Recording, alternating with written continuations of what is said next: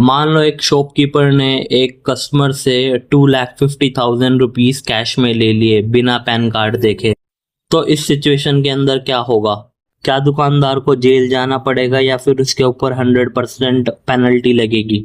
इस वीडियो के अंदर हम यही चीज डिस्कस करेंगे, लेकिन इससे पहले चैनल को लाइक और सब्सक्राइब कर दें और साथ में दिए गए बेल आइकन को प्रेस कर दें।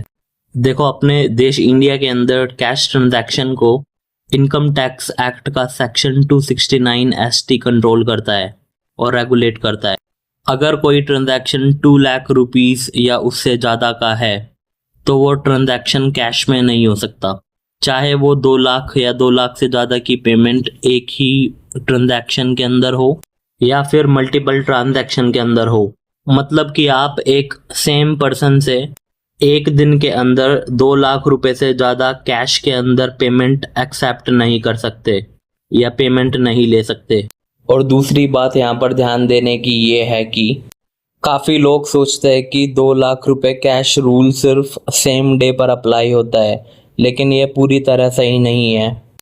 अगर एक ही ट्रांजैक्शन के लिए 2 लाख या उससे ज़्यादा कैश रिसीव किया जाए, चाहे पेमेंट अलग अलग दिनों पर की गई हो, तो भी रूल वायलेट होता है। मान लो आपने एक बाइक खरीदी 3 लाख रुपए की, तो ऐसा नहीं हो सकता कि आप 1.5 लाख रुपए आज दे दो कैश में और 1.5 लाख रुपए कल दे दो कैश के अंदर। इससे भी रूल वायलेट होगा, क्योंकि टोटल कैश पेमेंट 2 लाख रुपए से ऊपर नहीं की जा सकती। लेकिन यहाँ पर एक चीज समझने की ये है कि अगर आप एक दुकानदार से वॉशिंग मशीन खरीदते हो और बाइक खरीदते हो, वॉशिंग मशीन की कीमत है 1.5 लाख रुपए और बाइक की कीमत है 2 लाख रुपए, तो आप वॉशिंग मशीन की पेमेंट 1.5 लाख रुपए कैश में आज कर सकते हो और अगले दिन 1,99,000 रुपीज़ कैश पेमेंट बाइक के लिए कर सकते हो।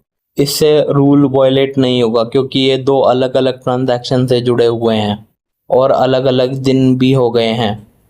और ये रूल सिर्फ बिजनेसमैन या बिजनेस ओनर्स के लिए नहीं है, ये सारे सिटीजन्स ऑफ इंडिया के ऊपर अप्लाई होता है। और पैन कार्ड देने या ना देने से इस रूल का कोई लेना देना नहीं है। 2 लाख रुपए से ऊपर कैश में पेमेंट पैन कार्ड के साथ भी इलीगल मानी जाती है। अब बात करते हैं कितनी पेनल्टी लगती है।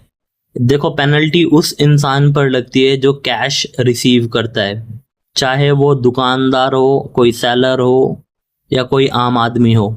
और पेनल्टी का अमाउंट उतना ही होता है जितना ट्रांजैक्शन अमाउंट था।